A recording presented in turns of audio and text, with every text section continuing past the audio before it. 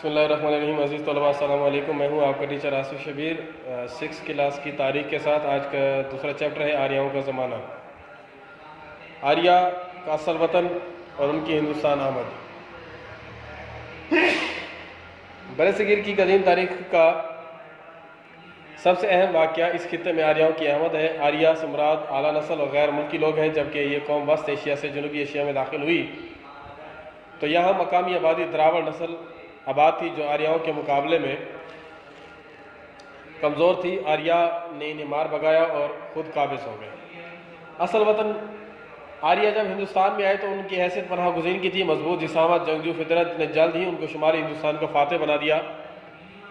آریاؤں کا اصل وطن وسط ایشیا کا علاقہ تھا۔ یہ لوگ شمال مغربی پہاڑی دروں سے شمالی ہندوستان میں داخل ہوئے اور آریہ مختلف ادوار میں گروہوں کی شکل میں ہندوستان میں آتے رہے، اور آریہ وسط ایشیا میں خوراک کی کمی کی وجہ سے اپنا وطن چھوڑنے پر مجبور ہو گئے۔ وہ نئی چراگاہوں اور سرسبز میدانوں کی تلاش میں ہندوستان میں داخل ہوئے۔ خاندانی جھگڑوں نے بھی انہیں وطن چھوڑنے پر مجبور کیا۔ آبادی میں اضافہ بھی ملک چھوڑنے کا سبب ہو سکتا ہے۔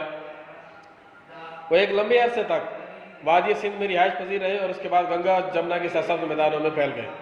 یوں پورا شمالی ہندوستان آریہ کے قبضے میں آ گیا اور انہوں نے مختلف علاقوں پر آزاد اور خود مختار حکومتیں قائم کر لیں۔ آریاؤں کا معاشرتی نظام کیسا تھا؟ آریائی لوگ مختلف قبائل میں تقسیم تھے۔ ان کا طرز زندگی نہایت سادہ، ان کی اکثریت خانہ بدوش پر مشتمل تھی۔ یہ لوگ مذہبی رسوم میں پیش ہوتے تھے۔ چھوٹے سے گاؤں میں چند خاندان رہتے تھے۔ گاؤں کا نمبردار کا گھر دوسروں سے بڑا ہوتا اور یہ لوگ شہری تمدن سے واقف نہیں تھے، لیکن ہندوستان جنوبی ایشیا میں آ کر انہوں نے مقامی لوگوں سے بہت کچھ سیکھا۔ اب وہ مکانات بنا کر رہنے لگے۔ آریہ ہندوستان میں ایک الگ مذہب اور ثقافت لے کر آئے۔ آریہ رقص اور موسیقی کے دلدادہ تھے۔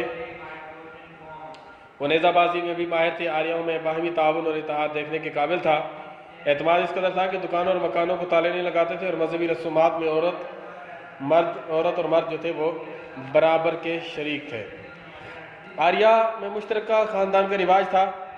خاندان کا سربراہ مرد ہوتا تھا۔ گاؤں کے بزرگ باہمی جھگڑوں کا فیصلہ کرتے تھے۔ خاندان کی وسیع تر شکل قبیلہ کہلاتی تھی۔ قبیلے کا سردار راجہ کہلاتا تھا اور حکمران ریاست کا ایک حکمران ہوتا تھا۔ ان کے لیے باقاعدہ قوانین رائج تھے۔ آگے چل کر راجاؤں کے اختیارات بڑھ گئے۔ انہوں نے فوج بھی رکھی اور عوام سے مختلف ٹیکس بھی وصول کیے۔ اس کے بعد ہمارے پاس آریاؤں کی آمد سے مقامی تہذیب پر جو اثر پڑے۔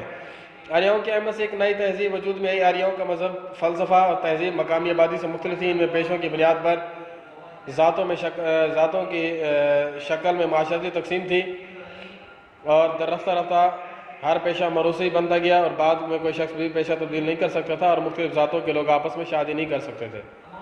عورت کو جو تھا وہ اس میں وراثت میں حصہ نہیں دیا جاتا تھا۔ آریاؤں کی مقامی آبادی سے اکثر لڑائی رہتی تھی۔